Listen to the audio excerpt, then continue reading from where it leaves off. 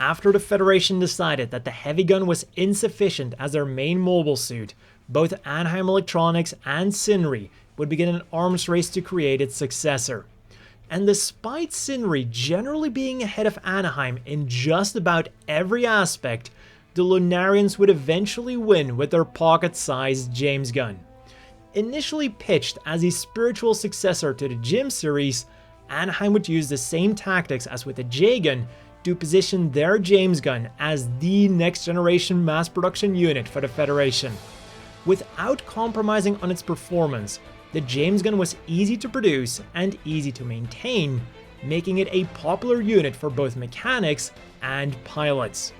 And you know what's also popular and easy to use? Buyee, the premier proxy buying service for Japanese websites like Mercari, Rakuten, and Yahoo Auctions. Places where you can often find awesome Gundam-related items at great prices, including premium Bandai, but they only ship to Japan. And this is where Buyee steps in to help you with getting those great deals. You can either browse those websites through the Buyee website or the websites themselves, and then paste the URL on Buyee. Then you simply click the Buy It Now button or the Place Bid button, and Buyee does the rest. Then once the product arrives at their warehouse, they'll keep the item for free for up to 30 days, so you can easily combine the shipping of multiple items. And to easily find what you're looking for, here's a Kakarot pro tip. Use the Japanese writing of the mobile suit or character you're looking for, which in 99.99% of cases will be listed on their Gundam Wiki article. And when it comes to auctions, this is another one of Buyee's big selling points. Their bidding system is instant, and you also only have to pay once you win. So there's no need to upfront any money for an expensive auction when you're not even sure you're going to win the damn thing. And talking about money, by signing up through the link down below, you'll get 2,000 yen off of your first purchase on Buyee. So good luck hunting those deals, and now let's look at the deal the Federation got with those James guns, because so far, so good. However, it would take a while before the James guns could completely replace the aging heavy guns. Even though the first units were rolled out in the early UC-120s, severe production delays caused only 7 of the pre-production units to be up and running by the time of the Crossbone Vanguard's attack. And at that time, it was estimated that these James guns were roughly equal to a Crossbone Vanguard Denon Zon. Beginning UC-125 then, the design of the James gun would be finalized, and mass production also began in earnest. Other than a slightly different color scheme, the biggest difference between the final production type and the pre-production type was the addition of a beam shield, something that drastically improved its defensive capabilities without adding too much extra weight. Weapons then were mostly carried over and consisted of head-mounted Vulcan guns, 2 beam sabers, a beam rifle, and a beam bazooka. Additionally, some units were also seen using hook shields that were made for gathering space debris, but could also be used as impromptu shields. It also gave them a very nice piratey aesthetic. So with its ease of production and very balanced weapons loadout, it shouldn't come as a surprise that the James gun would soon become the most widely used mobile suit in the Federation, with many color variations and even a dedicated land combat version. A situation that would last well into the UC-150s. There was the blue European version, the blue and tan colony version, the brown and green Amazon version, the white and green Indian version, and the traditional white and red space version. The desert version then would have a few modifications to go along with its new color scheme. In order to better deal with Bespa's African invasion, a veteran Earth Federation Ground Forces Squadron, the 4 Avengers Squadron, decided to do some battlefield modifications to their James guns and had them reclassified as the James Gun Desert type.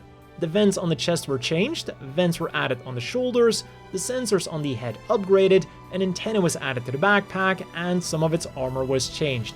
And thanks to the combat expertise of the 4 Avenger Squadron, these units would be able to perform remarkably well, and even succeeded in halting Bespa's advance with the help of the Ligue Militaire. Something that can unfortunately not be said for most James guns. By the UC-150s, the design of the Jamesgun had aged considerably and was outperformed in just about every aspect by the Ligue Militaire and Vespa machines. This, combined with the availability of the Javelin, had caused the Jamesgun to be mostly relegated to rear-line duty or menial tasks like helping out with construction of bases. However, in its defense, the Jamesgun wasn't just an obsolete machine that was kept around as a walking bullseye. The one advantage that it did have over many other mobile suits was its versatility. With only minor modifications, it could be made to reliably work in even the harshest conditions found on Earth. Still, all good things must come to an end, and in UC-150, its production was halted in favor of its sister unit, the Javelin. But before we have a closer look at that machine, there were a few more versions of the Jamesgun that also existed. The Jamesgun Kai used by Cyclops, which was essentially just a refurbished Jamesgun with a mono-eye and lower performance due to deterioration of technology. Originally, these units would also only be equipped with conventional weaponry because beam technology had become unreliable. Another version was the short shoulder version, a Jamesgun with shortened shoulders to improve its urban warfare capabilities. It also had a reinforced chin and used a shotgun, which would unfortunately be mostly used for threatening civilians rather than protecting them. These units would later also be requisitioned and refurbished by Cyclops, again with the visor replaced by a mono-eye. On to the Javelin then, which first saw the light of day as the Javelin prototype, a unit that was little more than the Jamesgun, fitted with various experimental parts so that Anaheim could figure out which ones would work best. Eventually they settled on a new head and backpack, various thrusters added all over the body for better mobility, and it also used a new type of beam rifle. This finalized prototype would then be granted the model number RGM-122, which was also painted on the right shoulder of the machine, and while it was a big step up from the Jamesgun, the Javelin did still share many parts with it, even to the point that the units were considered siblings. The younger sibling would then go on to receive a few more modifications and be turned into the first mass production version, retroactively known as the early type. And the most obvious change was the addition of two shot lancers on the backpack, which were also the namesake of the Javelin. These weapons were inspired by the lances of the Crossbone Vanguard and could be used in a variety of ways in close to mid-range combat. They could be used as a pile bunker, the lance could be fired out, or the entire unit could be fired like a giant missile. A smaller change then was the removal of the side skirts, something which in the past did make me wonder where the beam sabers went, because the Javelins are still seen using them. And even though they don't appear in the line art, or even on the single model kit that we have, this scene from the anime suggests that they're mounted on the back skirt in a Nemo-esque way. The final production model then would be visually identical to the early type, with the only real difference being that it was now made with its own dedicated production lines and parts, rather than one shared with the Jamesgun. Although, it did keep compatibility with the Jamesgun parts for ease of maintenance. And when it was originally rolled out in the UC-130s, it would fare very well in the fight against the Jupiter Empire and the Crossbone Vanguard.